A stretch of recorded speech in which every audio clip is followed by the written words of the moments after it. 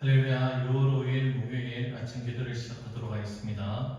다 함께 사도신경으로 신앙 고백 하시겠습니다. 나는 전능하신 아버지 하나님 천지의 창조주를 믿습니다. 나는 그의 유일하신 아들 우리 주 예수 그리스도를 믿습니다. 그는 성령으로 잉태되어 동정녀 마리아에게서 나시고 본디오 빌라도에게 고난을 받아 십자가에 못 박혀 죽으시고 장사된 지 사흘 만에 죽은 자 가운데서 다시 살아나셨으며 하늘에 오르시어 전능하신 아버지 하나님 우편에 앉아 계시다가 거기로부터 살아있는 자와 죽은 자를 심판하러 오십니다. 나는 성령을 믿으며 거룩한 공교회와 성도의 교제와 죄를 용서받는 것과 몸의 부활과 영생을 믿습니다. 아멘. 찬송가 383장입니다. 통일 찬송가는 433장 눈을 들어 산을 보니, 찬송가 383장 통일 찬송가는 443장 눈을 들어 산을 보니 찬양 올려드립니다. 눈을 들어 산을 보니 도움 어디서 오나 천지 지은 주 하나님 나를 도와주시네. 나의 발이 실족않게 주가 깨어 지키며 택한 백성 항상 지켜 길이 보호하시네. 도우시는 하나님이 내게 그늘 되시니 낮의 해와 밤의 달이 너를 상치 않겠네. 내게 화를 주지 않고 오늘 보호하시며 너의 주리 지금부터 영영 인도하시리.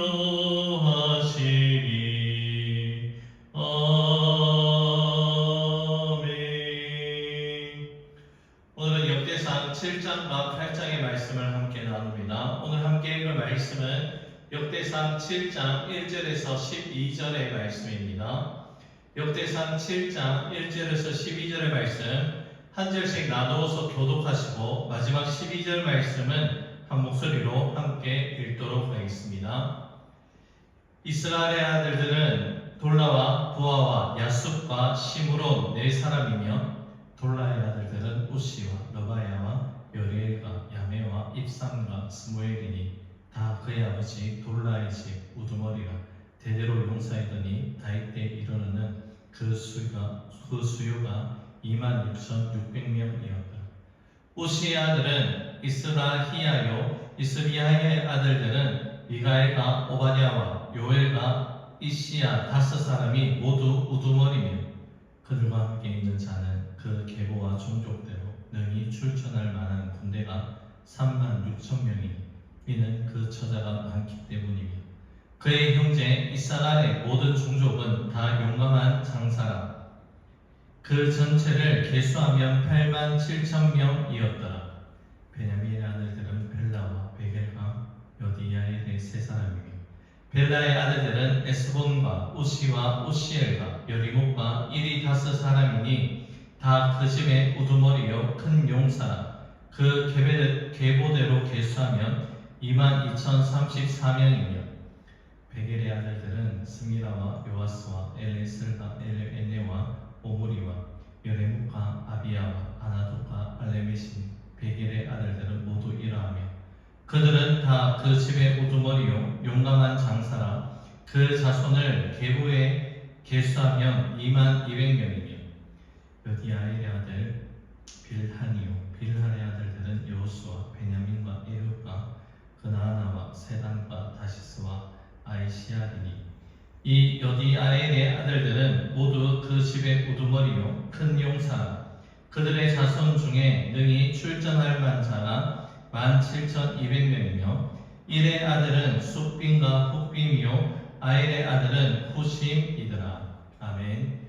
오늘 본문의 말씀에서는 또 다른 계보가 우리에게 소개되고 있습니다. 역대기 저자는 7장에서는 이전에 북이스라엘에 속하였던 지파들을 소개하고 있고 8장에서는 사울 왕이 속한 베냐민 지파를 기록하고 있습니다. 야곱 족속의 12지파의 자손들은 한 뿌리이지만 그들이 가지고 있는 조건과 배경 그리고 하나님께로부터 받은 능력은 다 달랐습니다. 7장 1절에 나오는 이사갈 자손들은 대대로 용사였고 다윗 때에 이르러서는 그 수가 22,600명에 달하는 엄청난 무리가 되었다라고 기록하고 있습니다. 타고난 용사의 힘을 가지고 있었던 이사갈 자손은 이스라엘 역사 가운데 하나님의 필요한 도구로 용사답게 그렇게 쓰임을 받았습니다. 특별히 다윗 시대는 전쟁의 시대라고 해도 과언이 아닌데 수많은 전쟁에서 용사로 그 자손들이 명성을 날렸다는 것을 우리는 알 수 있습니다. 반면 14절에 나오는 므낫세 자손의 슬로보아스의 딸들은 딸만 낳았다라고 그렇게 기록되고 있습니다. 어떤 자손은 용사의 대를 이을 만큼 강력한 그러한 가계를 자랑했지만 슬로보아스의 딸들은 자신의 기업을 이을 남자가 한 명도 없는 결핍된 조건과 그러한 배경에 살았다는 것이죠. 아들이 끊긴다는 것을 저주로 여기는 그 시대 상황 속에서 이 슬로보아스의 딸들의 운명은 어떻게 되었을까요? 민수기 27장 말씀에 보면 이 딸들의 지혜와 용기를 발견하게 됩니다. 대를 이을 아들이 없다는 현실에 자신들이 처한 그 처지, 환경만 한탄하며 그 자리에 앉아있지 않았습니다. 모세에게 가서 이스라엘 역사에 있어서 자신들의 종족이 삭제되어서는 안 된다라는 그러한 간청을 하게 됩니다. 모세는 이러한 사연을 듣고 하나님께 아뢰어 아버지의 형제 중에서 그들에게 기업을 주어 받게 하라는 하나님의 특별한 명령, 은혜를 입게 됩니다. 그들의 자손에 용사는커녕 아들도 단 한 명도 없었지만 오히려 그들의 결핍이 하나님의 은혜로 채워지고 하나님의 은혜를 경험하는 축복의 통로로 만들어지게 되었다는 것이죠. 여러분, 우리의 삶도 마찬가지입니다. 다른 사람이 가진 화려한 이력이나 권력의 힘이나 인맥이나 혹은 타고난 건강이나 믿음의 조건, 배경이 나에게 없다는 것이 발견되어질 때가 있습니다. 그런데 우리는 어떠한 마음을 품어야 할까요? 우리는 오히려 그 없는 것, 결핍된 상황을 자랑할 수 있는 자가 되어야 합니다. 왜 그렇습니까? 우리가 약한 그때가 하나님의 강함이라는 그 약속을 믿기 때문이죠. 이사갈 자손처럼 누구나 부러워할 만한 용사의 조건과 그러한 배경이 없다 하더라도 슬로보아스의 딸처럼 그렇기 때문에 더욱더 하나님을 의지하고 찾게 되는 영적인 용사가 될 수 있는 그 기회가 우리의 약함을 통해서 주어지게 된다는 것이죠. 고린도후서 12장 9절의 말씀입니다. 나에게 이르시기를 내 은혜가 내게 족하도다. 이는 내 능력이 약한 데서 온전하였음이라 하신지라. 그러므로 도리어 크게 기뻐함으로 나의 여러 약한 것들에 대하여 자랑하리니 이는 그리스도의 능력이 내게 머물게 하려 함이라. 아멘.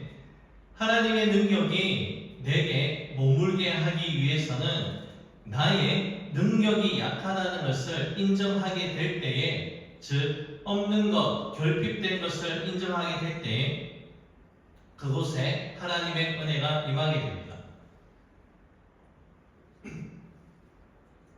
그래서 사도 바울은 자신의 약한 육체가 오히려 자랑이 되었다라고 고백을 합니다. 모세가 슬로보아스의 사연의 귀를 기울여 준 것은 그들의 약함에서 위태로운 배경을 듣고 긍휼한 마음이 생겼기 때문입니다. 사랑하는 여러분, 예수님이 우리 가운데 오신 이유도 우리의 연약함을 친히 담당하시기 위해서 오셨다라고 마태복음 8장 말씀에 기록되어 있습니다. 야곱이라는 한 혈통에서 나온 후손들이지만 그들이 후손으로 삶을 살아가는 것은 다 달랐지만 공통점은 바로 하나님이 주신 은혜 안에서 강한 자는 강한 대로 살아가고 약한 자는 약한 대로 살아가며 하나님 나라에 필요한 일꾼이 되었다는 것을 우리는 명심해야 됩니다. 역대상 8장 1절 말씀 이하에는 베냐민 지파가 등장을 합니다. 베냐민은 야곱의 12아들 가운데 가장 막내 아들입니다. 사랑을 많이 받았지만 막내라는 작고 연약한 상징성을 가지고 있습니다. 베냐민 지파의 대표적인 인물이 누구입니까? 바로 이스라엘의 초대 왕인 사울입니다. 왕이 되기 전 사울의 자아상은 어떠했습니까? 사무엘상 9장 21절의 말씀입니다. 사울이 대답하여 이르되 나는 이스라엘 지파의 가장 작은 지파 베냐민 사람이 아니니까 또 나의 가족은 베냐민 지파 모든 가족 중에 가장 미약하지 아니하니이까 당신이 어찌하여 내게 이같이 말씀하시나이까 하니 자신의 태생적인 한계를 인지하고 가장 작은 지파인 베냐민 지파에 속하였고 그 중에서도 가장 미약한 존재가 바로 자기 자신이라고 그렇게 고백을 합니다.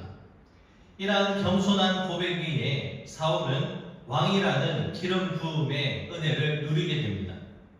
자신을 정확하게 알고 겸손하게 자신을 하나님께 드릴 때에 조건과 배경을 뛰어넘는 하나님께서 높여주시는 그 은혜를 경험하게 됩니다. 하지만 그 이후에 사울은 이러한 처음 마음, 초심을 잃어버리고 권력에 눈이 멀고 사람의 인기에 눈이 멀어 하나님의 권위와 하나님의 말씀을 가볍게 여기게 됩니다. 훗날 그 결과가 어떠합니까? 이방 민족 블레셋에 의해 패망을 하고 맙니다.